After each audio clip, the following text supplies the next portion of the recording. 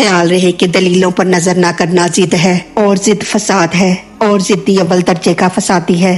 یاد رکھو کہ رب تعالیٰ فسادیوں کو خوب جانتا ہے۔ اس سے یہ بھی معلوم ہوا کہ ہدایت رب کے فضل سے ملتی ہے، نہ کہ عقلی دلیلوں سے۔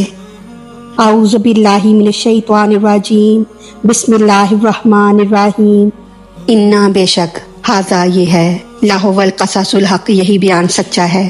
ہاذا سے یا تو قرآن کریم مراد ہے یا عیسیٰ علیہ السلام کے واقعات جو پہلے بیان ہو چکے ہیں، یعنی تحقیق یہ قرآن کریم ہی سچا بیان ہے، نہ کہ موجودہ پہلی آسمانی کتابیں۔ اگرچہ تمام آسمانی کتابیں حق اور سچ ہیں، مگر کیونکہ ان میں بہت رد و بدل ہو چکا ہے اس لیے وہ حق نہیں رہی، اور کیونکہ قرآن کریم میں ترمیم اور تبدیلی نہیں ہو سکتی اس لیے یہی حق بیان ہے۔ معنی یہ ہوئے کہ وہ آسمانی کتابیں جن میں ترمیم اور تبدیلی نہیں، بے شک وہ حق ہیں، یا یہ کہ عیسیٰ علیہ السلام کے یہ واقعات یا ان کا اللہ کا بندہ ہونا سچا بیان ہے، یعنی عیسیٰ علیہ السلام کا یہ قصہ، یعنی ان کا زندہ آسمان پر اٹھایا جانا اور ان کے مخالفوں کی تدبیر کا ناکام ہونا سچا ہے۔ وما اور نہیں، من الہ کوئی معبود، الا اللہ سوائے اللہ تعالیٰ کے، یعنی خدا کے سوا کوئی عبادت کے لائق نہیں، نہ حضرت عیسیٰ علیہ السلام، نہ حضرت مریم، اور نہ ہی کوئی اور، کیونکہ اور ان اللہ بے شک اللہ تعالیٰ، لاہو العزیز الحکیم، البتہ وہی غالب ہے، حکمت والا ہے، یعنی سب پر ہر طرح غالب،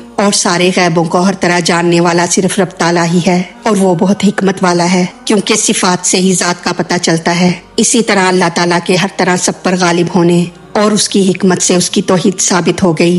فَإِن پس اگر تولوا وہ پھر جائیں، فَإِنَّ اللَّهَ پس بے شک اللہ تعالیٰ علیم جاننے والا ہے، بالمفسدین فساد کرنے والوں کو، یعنی ان تمام دلیلوں کے باوجود اگر اب بھی یہ آپ کی بات سے منہ موڑیں اور آپ پر ایمان نہ لائیں تو آپ انہیں خدا کے حوالے کیجئے کہ یہ فسادی ہیں، اور رب فسادیوں کو خوب جانتا ہے۔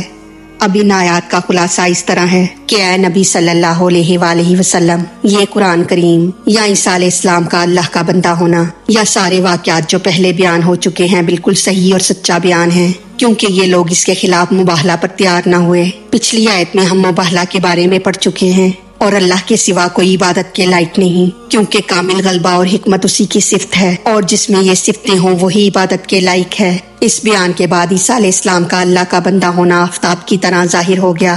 اگر اب بھی یہ لوگ حق سے منہ پھیریں اور عیسیٰ علیہ السلام کو خدا یا خدا کا بیٹا کہے جائیں تو آپ انہیں رب تعالیٰ کے حوالے کریں۔ رب تعالیٰ فسادیوں کو خوب جانتا ہے اور وہ انہیں سخت سزا دے گا۔ خیال رہے کہ دلیلوں پر نظر نہ کرنا ضد ہے، اور ضد فساد ہے، اور ضدی اول درجے کا فسادی ہے، اس لیے رب تعالیٰ نے انہیں فساد پھیلانے والا قرار دیا۔